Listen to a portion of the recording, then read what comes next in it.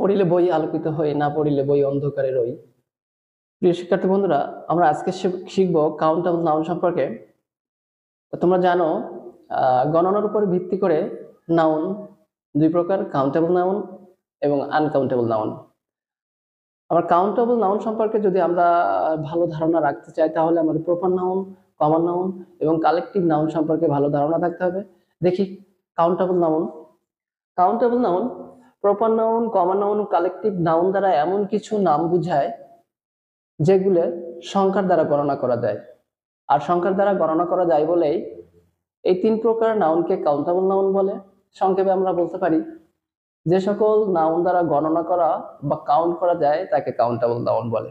আমরা উদাহরণস্বরূপ বলতে পারি man, chair, table, etc, etcetera. আরো অনেকগুলো হতে পারে। এখন শুধু যে কাউন্টেবল নাউনের আমরা কাকে বলে জানলাম, এটা জানলে কিন্তু আমাদের কাউন্টেবল নাউন সম্পর্কে সম্পূর্ণ জানা যে হয়ে গেছে এটা আমরা বলতে পারবো না। কাউন্টেবল নাউনের কিছু বৈশিষ্ট্য রয়েছে। প্রথম বৈশিষ্ট্য হচ্ছে এই নাউনগুলো সিঙ্গুলার, প্লুরাল উভয় হতে পারে। আমরা জানি কাউন্টেবল নাউন যে নাউনগুলো গণনা করা যায় সেটা সিঙ্গুলারও হতে পারে এবং প্লুরালও হতে পারে। আমরা কিছু উদাহরণের মধ্যে দিয়ে আরো জানার চেষ্টা করি। The girl is active, okay, plural the girls are active. এখানে কিন্তু দ্য গার্ল সিঙ্গুলার, একইভাবে দ্য গার্লস প্লুরাল।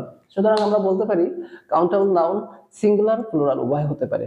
বৈশিষ্ট্য 2, এই নাউনগুলো এককভাবে ব্যবহৃত হলে এর পূর্বে আর্টিকেল বসে। আমরা জানি সিঙ্গুলার নাউন যেগুলো রয়েছে কাউন্টেবল নাউনের ভিতরে সিঙ্গুলার নাউন রয়েছে, যদি এককভাবে বোঝায় সেক্ষেত্রে এককভাবে বোঝালে তার আগে কি বসতে পারে, আর্টিকেল বসতে পারে। আমরা যেমন লিখেছি a girl, A book, etc। বৈশিষ্ট্য 3 নাম্বার, এই নাউনগুলো প্লুরাল এর আগে, এই নাউনের প্লুরাল এর আগে প্লুরাল অ্যাডজেক্টিভ ব্যবহার করতে হয়। বলছে এই নাউনগুলো যদি প্লুরাল হয় সেক্ষেত্রে প্লুরাল কাউন্টেবল নাউনের আগে প্লুরাল অ্যাডজেক্টিভ ব্যবহার করতে হয়।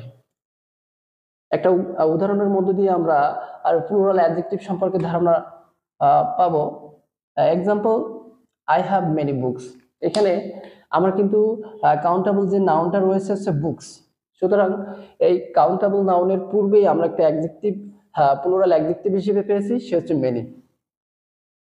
সুতরাং এই নাউন সম্পর্কে, নাউনের যে আরো অনেকগুলো বিষয় রয়েছে, কাউন্টেবল এবং আনকাউন্টেবল নাউন যেগুলো রয়েছে, এই বিস্তারিত ভিডিও আমি তোমাদের সামনে তুলে ধরার চেষ্টা করব। ধন্যবাদ।